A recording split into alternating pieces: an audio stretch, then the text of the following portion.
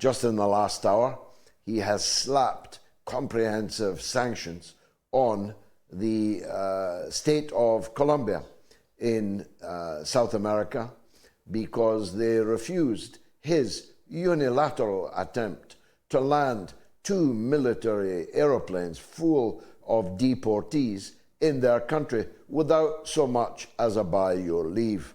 Now, the officials of the Colombian government will not be allowed to enter the United States, and 25% tariffs have been slapped on all imports from Colombia.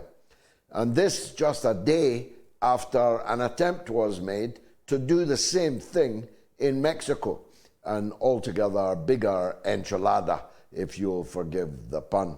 Mexico is a very large and important country, both in the Americas and throughout the global South. It has a highly respected, democratically elected, unimpeachable woman president of considerable note. And she told Donald Trump to get lost. The idea that Latin American countries are going to allow themselves, without negotiation of any kind, without payment of any kind, to be a dumping ground for the United States, frankly, showboating with tiny numbers of deportees. I mean, there are tens of millions of illegal immigrants inside the United States. 110 on a plane to Colombia is not even a drop in the ocean. So now we await what Trump will do about Mexico.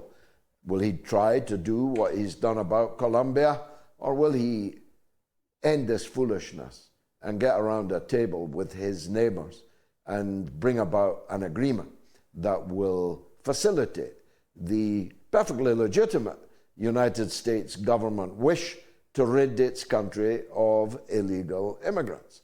A country which has no border isn't a country at all. A country which has no border cannot be described as a state. A country elects a government, and they, and no one else, must determine who is allowed into it and who must leave. But international law is very clear.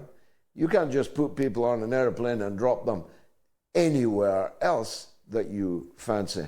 And so there's trouble at mill on the Latin American front, especially as little Marco Rubio, the new Secretary of State for the United States, is pretty hot for regime change in countries like Nicaragua and perhaps Venezuela and even Cuba.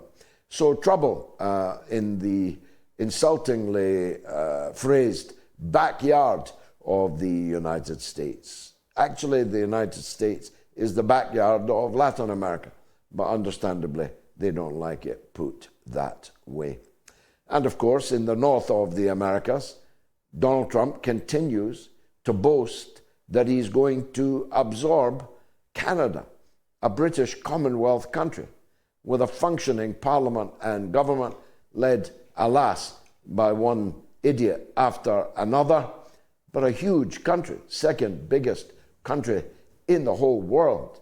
Donald Trump's just going to eat it, just like that. Make it the 51st state of the Union.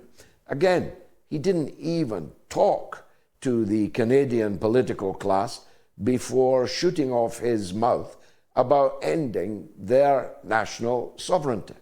And ditto in Greenland. Now, it may very well be that so cuckolded is the Danish government to the United States that they will simply sit down and watch whilst Donald Trump has his way with their sovereign territory of Greenland. But no, they've washed their hands. They've said this is a matter for the people of Greenland, and as I've pointed out before, there's only 50,000 of them, and I've no doubt that Donald Trump Jr. has already offered to make each and every one of them a millionaire.